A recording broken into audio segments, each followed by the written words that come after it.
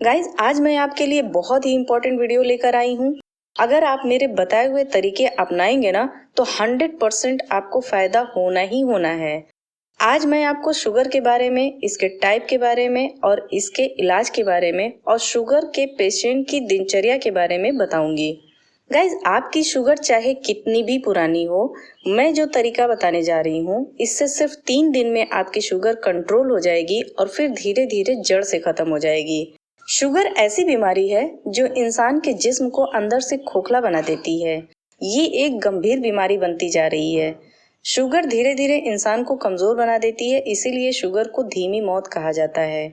Indian diabetes federation के अनुसार भारत के लगभग 60 करोड़ लोग डायबिटीज के शिकार हैं। डायबिटीज से हमारे शरीर में कई बीमारियों का जन्म होता है, जैसे बार बार पेशाब आना, बहुत ज्यादा भूख लगना, अचानक से शरीर का वजन बढ़ जाना या कम हो जाना, थकान, चिड़चिड़ापन, आंखों के आगे धुंधलापन, घाव भरने में अधिक समय लगना, किडनी डैमेज हो जाना। जब हम डॉक्टर के वहां जाते हैं तो डॉक्टर बताते हैं आपको जिंदगी भर इंसुलिन लेना पड़ेगा। अब जो बाहर से इंसुलिन लिया जाता है वो थोड़ा काम ये कर देता है कि वो ग्लूकोज को पुश कर देता है, लेकिन थोड़ी देर बाद वो खत्म हो जाता है, साइकिल नहीं बना पाता। साइकिल तो वही इंसुलिन बनाएगा जो आपकी पैंक्रियाज से निकलता है। तो हमें ऐसा खाना खाना है जिससे हमारा पैंक्रियाज रिपेयर हो, जो इंसुलिन को प्रोड्यूस करे, क्योंकि ग्लूकोज को एब्जॉर्ब करने का काम करती है इंसुलिन।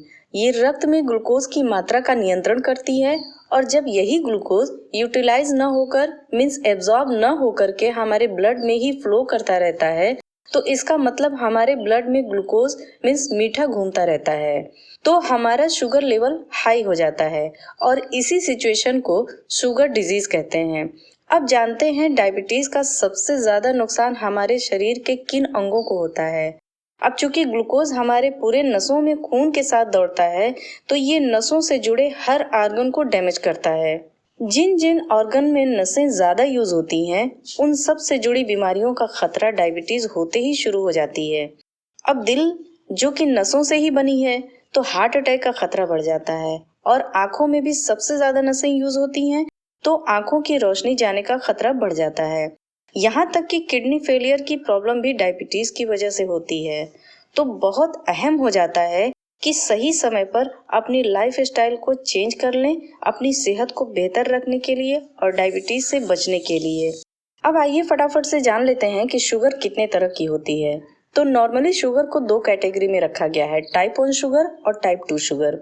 टाइप 1 शुगर में पैनक्रियाज की बीटा कोशिका इंसुलिन बनाना बंद कर देती हैं या कम बनाती हैं, जिससे शरीर में ग्लूकोज की मात्रा बढ़ जाती है और बिना यूज के यह यूरिन के द्वारा बाहर निकलने लगता है।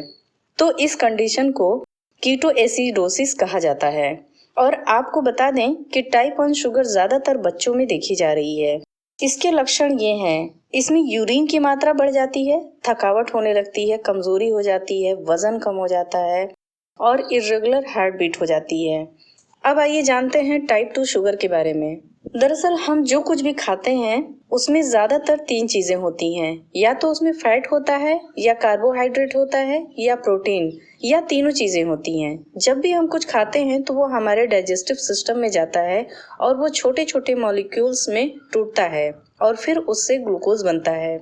यही ग्लूकोज मीन्स शुगर हमें एनर्जी देता है।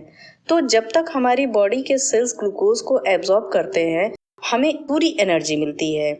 आइए इसे हमारी भाषा में ऐसे समझते हैं। इसमें होता क्या है कि जैसे ही हम खाना खाते हैं और वो ब्रेक डाउन होता है, ग्लूकोज में कन्वर्ट हो जाता है, तो हमारी बॉडी में एक पार्ट होता है जिसको हम कहते हैं पैनक्रियाज। और पैनक्रियाज का काम ये होता है कि वो इंसुलिन छोड़ती है, जो एक हार्मोन होता है। अब इंसुलिन हमारी बॉडी को इंडिकेशन देता है कि ब्लड में ग्लूकोज की मात्रा बढ़ गई है, आप उसे एब्जॉर्ब करें। तो इंसुलिन के मिलने से वो सेल्स खुल जाते हैं और उसके अंदर ग्लूकोज चला जाता है और अच्छी तरह से एब्जॉर्ब होता है, जिससे हमें एनर्जी मिलती है। तो ये तो था वो प्रोसेस जो हमें ग्लूकोज को कन्वर्ट करके हमें एनर्जी प्रोवाइड करता है। जब यही प्रोसेस डिस्टर्ब हो जाता है तो शुगर लेवल बढ़ जाता है और इस टाइप के शुगर को टाइप 2 शुगर कहते हैं। आइए जान लेते हैं इसके इलाज के बारे में। दिन में कम से कम 5 बार गर्म पानी पिएं और 5 बार न हो पाए तो 3 बार तो जरूर पिएं। खाना आप अपनी खुराक से आधा खाएं, जैसे 4 रोटी खाते हैं तो 2 रोटी खाएं और भूख लगने पर फिर खा लें, लेकिन भूख लगने पर ही खाएं, बिना भूख के कुछ भी ना खाएं सिवा दवा के। और डेली 1 घंटा पैदल चलें, धूप में भी पैदल चलें। और एक बहुत ही बेहतरीन दवा है जो ब्लड प्रेशर, कोलेस्ट्रॉल और हार्ट को भी क्योर करेगा। इसमें रोग प्रतिरोधक क्षमता बहुत होती है। आपको लेना है कलौंजी का सिरका 2 से 3 चम्मच सादे पानी में मिलाकर और उसमें 1 चुटकी खाने का सोडा मिलाकर पीना है। खाने के बाद या नाश्ते के बाद इसे दिन में 1 या 2 बार पी सकते हैं। अब दूसरा है जामुन की गुठली का पाउडर, नीम के निम्बोली का पाउडर, करेले के बीज का पाउडर। अगर तीनों मिलाकर लेंगे तो बहुत जल्दी फायदा होगा। तीनों का पाउडर आधा आधा चम्मच होना चाहिए, यानी कि 1.5 चम्मच। और अगर तीनों में से कोई 1 या 2 चीज ना मिले तो जो मिले वही 1 चम्मच पाउडर निहार मुंह खा लें। गाइस, अगर आपको जामुन, करेला और नीम के बीज का पाउडर नहीं मिलता है तो एक और बहुत इजीली मिल जाने वाला और बहुत इफेक्टिव इलाज है अर्जुन की छाल या अर्जुन की छाल का पाउडर। अब इसे लेना कैसे है? 1 गिलास पानी में 1 चम्मच अर्जुन की छाल का पाउडर, अपने हाथ के नाखून के बराबर 1 टुकड़ा दालचीनी और आधा चम्मच साबुत धनिया तब तक उबालें जब तक पानी आधा गिलास न हो जाए और फिर इसे ठंडा कर लें। जब गुनगुना रह जाए तो सुबह सुबह निहार मुंह इसे सिप सिप करके पीना है। गाइस, हमारे भारत में इतनी अच्छी अच्छी दवाइयाँ हैं, यहाँ से ये दवाइयाँ फॉरेन में मंगाई जाती हैं, मगर हम इसकी वैल्यू नहीं जानते। बस हमें जानकारी की ज़रूरत है और हम सब इस मिशन में लगे हुए हैं कि लोगों की बीमारी सिर्फ कंट्रोल नहीं बल्कि जड़ से ख़त्म हो जाए। इसीलिए हमसे जुड़े रहने के लिए हमारे चैनल को सब्सक्राइब कर लें। आइए जानते हैं शुगर के पेशेंट की दिनचर्या कैसी होनी चाहिए। सबसे पहले सुबह उठकर निहार मुंह जामुन, निम्बोली और करेले के बीज का पाउडर 1.5 चम्मच या सिर्फ करेले के बीज का पाउडर है तो 1 चम्मच खाकर गुनगुना पानी पी लें। फिर आप टहलने चले जाएं, कम से कम आधा घंटा, और बाकी 15-15 मिनट आप शाम को और रात को खाना खाने के बाद टहल सकते हैं। अब सुबह जब आधा घंटा आप टहल लें, लेकिन थोड़ा तेज कदम आपको टहलना होगा, जिसका फायदा ये होगा कि हमारी बॉडी का ब्लड सर्कुलेशन अच्छा होगा।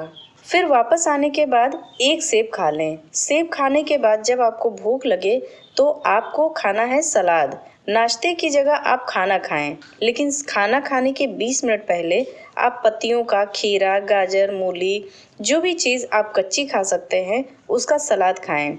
और दूध वाली चाय आपको बिल्कुल नहीं पीना है। अगर आपको दर्द रहित जिंदगी जीना है तो ये करना ही पड़ेगा। अगर आपको बहुत तलब लगती है तो आप इस तरह से चाय बना लें। आपको लेना है आधे इंच का टुकड़ा अदरक का, आधे इंच का टुकड़ा दालचीनी का, 4 गोल मिर्च, 2 छोटी इलायची और 4-5 तुलसी के पत्ते, थोड़ा सा गुड़, ये डालकर चाय बना लें। इस चाय के आधा घंटे बाद तक आपको कुछ नहीं खाना है। इस चाय से आपकी चाय की तलब भी मिट जाएगी और ये आपकी बीमारी को भी ठीक करेगा। अब जब आपने सुबह के नाश्ते की जगह सलाद के बाद खाना खा लिया तो अब कलौंजी का सिरका 2 से 3 चम्मच और 1 चुटकी खाने वाला सोडा आधे गिलास पानी में पी लें। आप इसके अलावा ज़्यादा पानी ना पिएं। फिर 1 से 1.5 घंटे बाद पानी पीना है आपको। आपके शरीर में पानी की कमी नहीं होनी चाहिए। दिन में कम से कम 5 बार गर्म पानी पिएं। अगर आपको अपनी बीमारी रिवर्स करनी है और अगर आप चाहते हैं कि आप पूरी तरह ठीक हो जाएं, तो आपको अपनी बॉडी को डिहाइड्रेट नहीं होने देना है। अब अगर आपको दोबारा भूख लगती है तो आप खाना न खाकर फल खा सकते हैं या मूंगफली खा सकते हैं या खजूर खा सकते हैं। टेंशन न लीजिए, खजूर से आपका शुगर बिल्कुल नहीं बढ़ेगा। हमें सिर्फ प्रोसेस्ड चीज़ों को छोड़ना है, जैसे चीनी, मैदा, पैकेट वाला नमक और बाहर का खाना। चीनी की जगह आप धागे वाली मिश्री और गुड़ का इस्तेमाल कर सकते हैं। अब आप सोच रहे होंगे नमक की जगह क्या यूज़ करें, तो आप इस नमक की जगह सेंधा नमक यूज़ करें, जिसे लाहौरी नमक भी कहते हैं, या फिर खड़ा नमक जो हमारी दादी नानी यूज़ किया करती थी। वो आज भी दुकानों पे आपको मिल जाएगा अगर आप मांगेंगे। अगर आपको असली जामुन का गोंद मिल जाए तो वो जामुन के पाउडर से 100 गुना बेहतर है। और अगर मिल जाए तो आपको लेना कैसे है? आपको खाना खाने के बाद गोंद जामुन 1 चुटकी सुबह शाम लेना है। ये तो बहुत ही इफेक्टिव इलाज है शुगर को कंट्रोल रखने में। इसके इस्तेमाल के बाद 100% आपकी दवाइयाँ धीरे धीरे कम हो जाएंगी और फिर धीरे धीरे खत्म हो जाएंगी।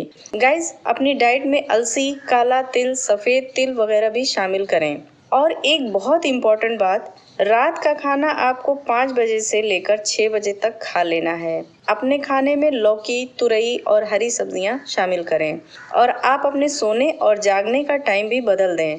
9 से 10 बजे तक सो जाएं और 4 से 5 बजे तक जग जाएं, क्योंकि आपको अपनी बीमारी को ठीक करने के लिए गहरी नींद लेना भी ज़रूरी है और बहुत लंबे वक्त तक बेड पर भी नहीं रहना है। गाइस, आपने अक्सर महसूस किया होगा कि जब कभी आपके सर में दर्द होता है या आपके हाथ पैरों में किसी भी वजह से दर्द रहता है या थकान की वजह से कभी कभी पूरी बॉडी में दर्द रहता है, तो जब आप रात में सो जाते हैं और सुबह उठते हैं तो आपका दर्द गायब हो चुका होता है।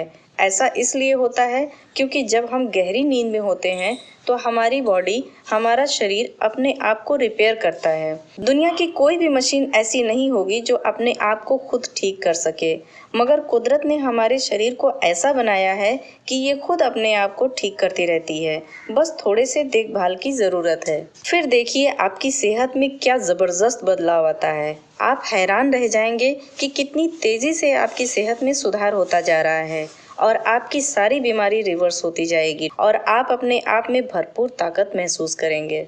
गाइज, आप सबके ज़रिए मैं लोगों को फ़ायदा पहुंचाना चाहती हूं। मैं चाहती हूं भारत के सभी लोग एकदम हेल्दी रहें और फिट रहें। मैं चाहती हूं जिनके पास पैसे नहीं हैं उनकी बीमारी का इलाज भी आसानी से हो जाए। तो ज़्यादातर मैं ऐसे तरीके बताती हूँ जिसे सभी लोग आसानी से कर सकें।